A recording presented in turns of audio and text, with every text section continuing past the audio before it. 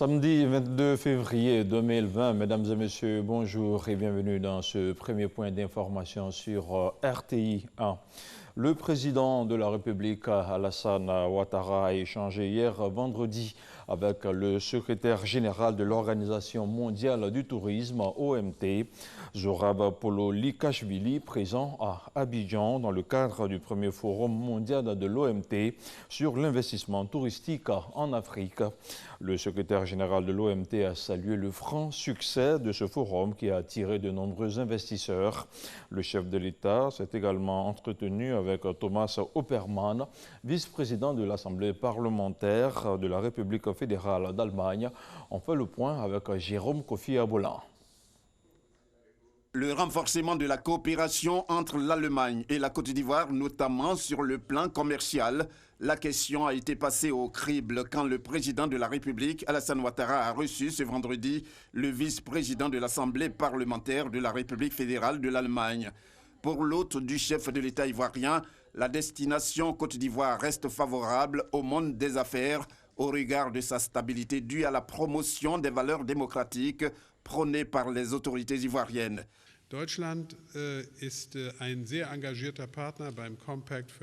L'Allemagne est un partenaire très étroit de la Côte d'Ivoire, notamment dans le cadre du Compact with Africa, par le biais duquel nous souhaitons attirer plus d'investissements en Côte d'Ivoire.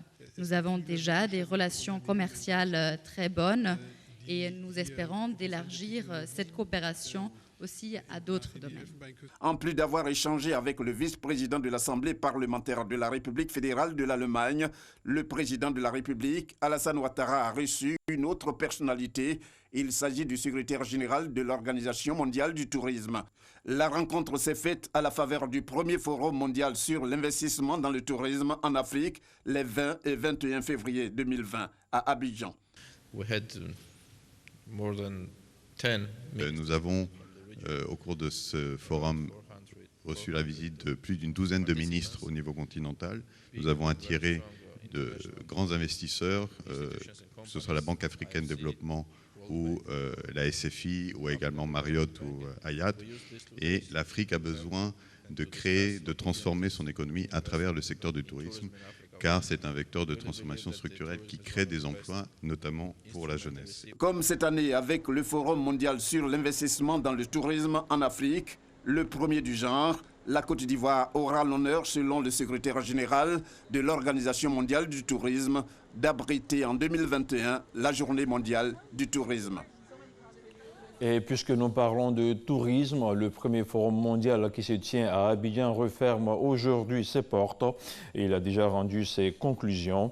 L'objectif de ce forum mondial a été de promouvoir les investissements pour le développement et la valorisation du tourisme en Afrique. Spécifiquement, ce forum visait à présenter les opportunités d'investissement dans le tourisme en Afrique et à mettre en relation d'affaires des porteurs de projets avec des investisseurs. De grandes résolutions au nombre desquelles la création d'un fonds panafricain du tourisme en vue ont été abordées. En 2020, la Direction générale du Trésor et de la comptabilité publique doit mobiliser 1 494 milliards de francs CFA, une enveloppe qui servira à financer le budget de l'État. Rappelons qu'en 2019, la structure publique a exécuté à 100% les actions mises à sa charge dans son plan d'action opérationnel. Les détails de ce point avec Francis Boifo.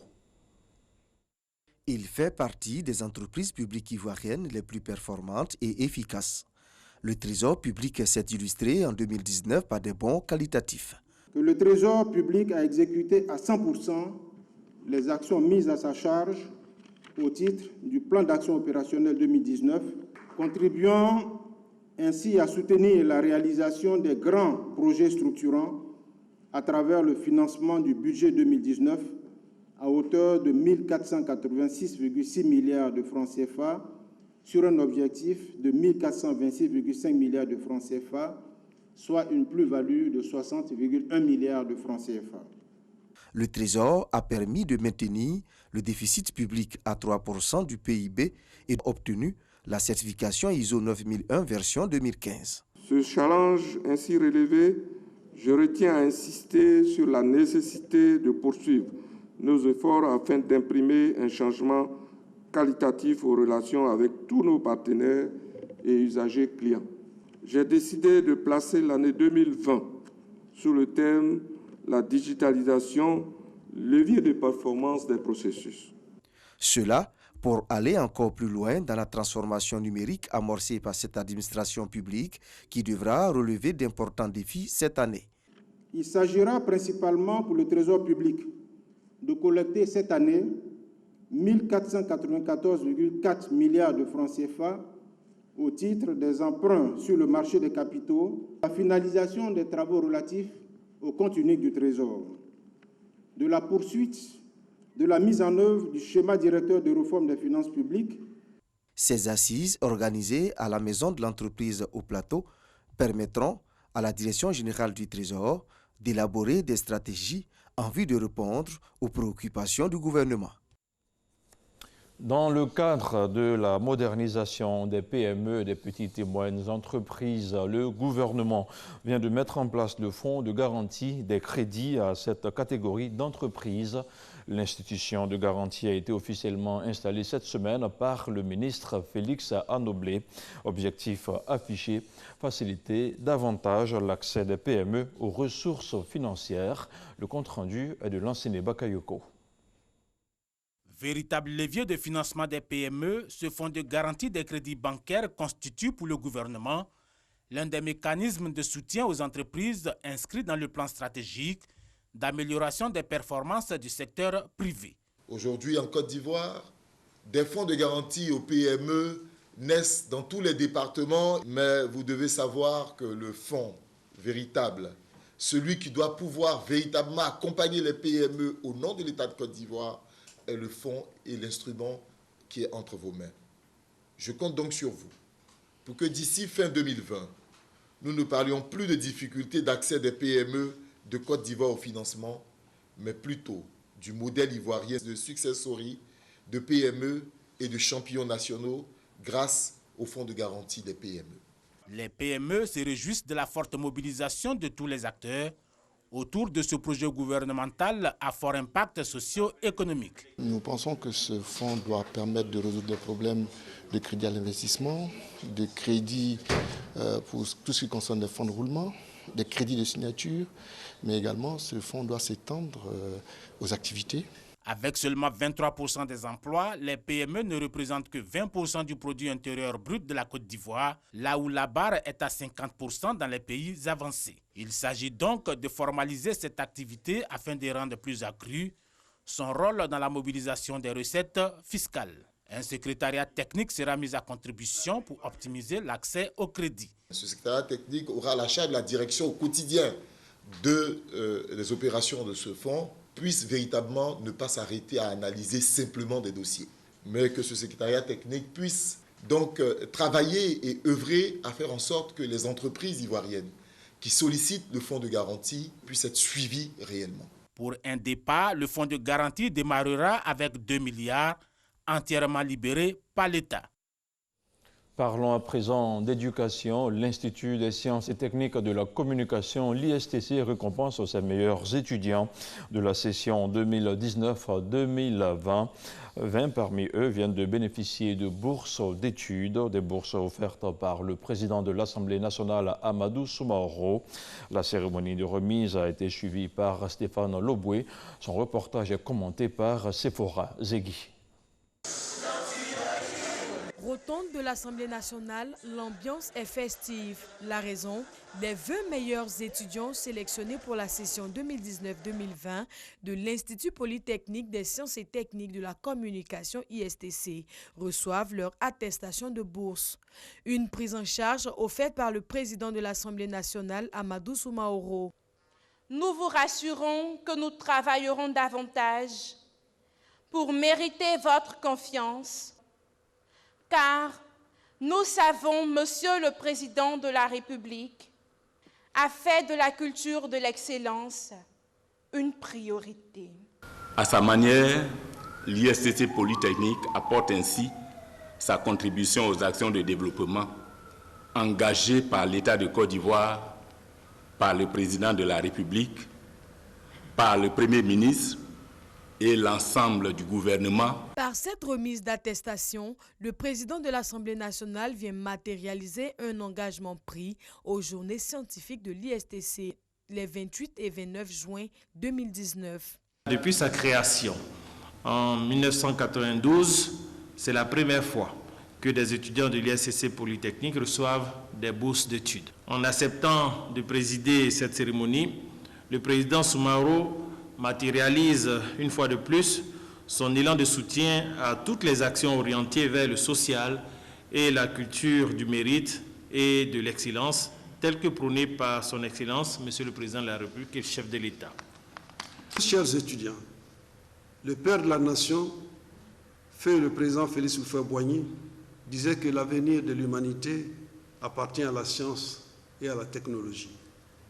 C'est dire que vous êtes sur la bonne voie, eu égard au progrès auquel nous assistons dans tous les domaines grâce à la révolution numérique, notamment en matière de technologie, de l'information et de la communication.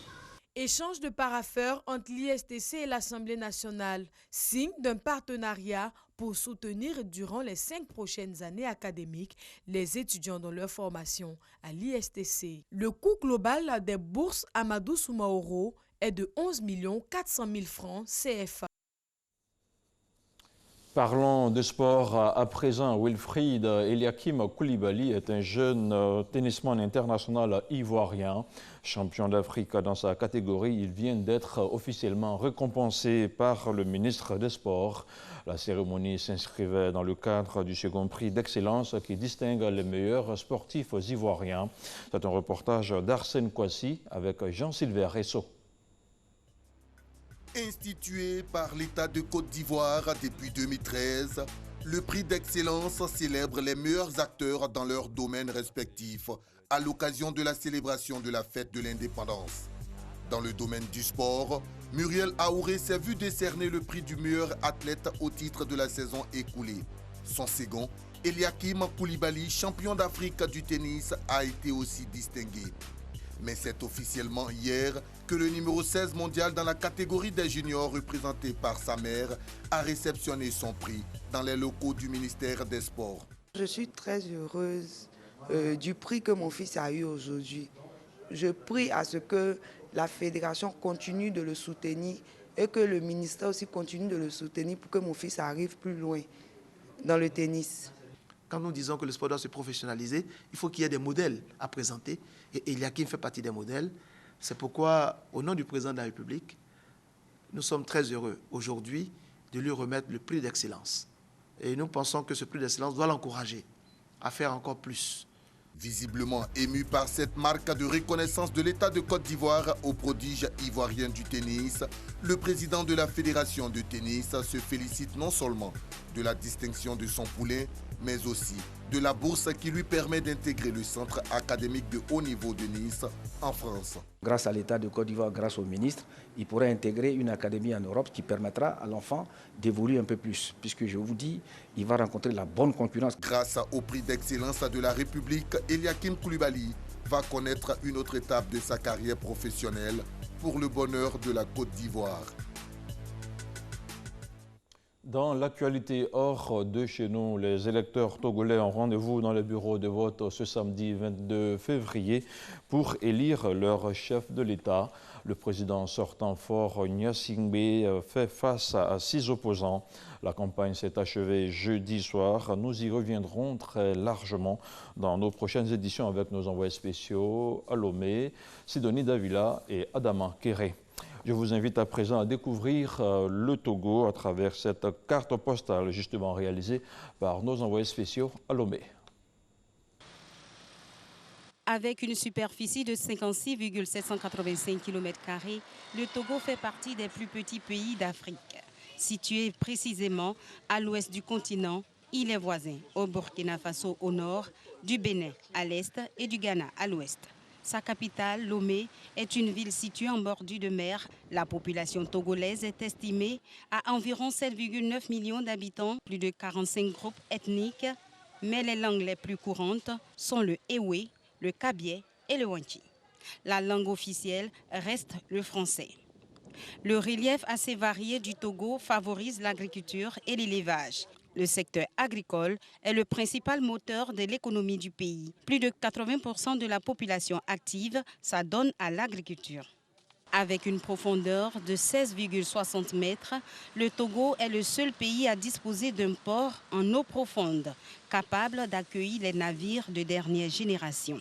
En outre, les perspectives économiques du pays restent bonnes. En 2018, le Togo occupe la 156e place sur 190 pays au classement de la Banque mondiale sur le climat des affaires.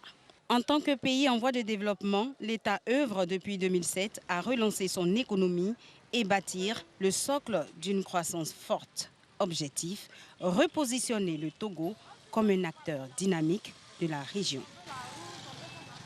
Toujours dans l'actualité internationale, mais cette fois-ci en bref, dans un rapport publié le 20 février, Oxfam écrit qu'1,9 million de personnes ont urgemment besoin d'eau au Burkina Faso. L'ONG craint que les déplacements de population qui concentrent la population burkinabé dans certaines zones du pays ne provoquent une crise humanitaire. Oxfam souligne déjà la hausse du nombre de maladies diarrhéiques observées dans le pays. Et puis, hors du continent africain, un Italien de 78 ans qui avait été testé positif au coronavirus est décédé, a annoncé hier vendredi le ministre italien de la Santé. C'est le premier décès dû à cette pneumonie virale enregistrée dans le pays.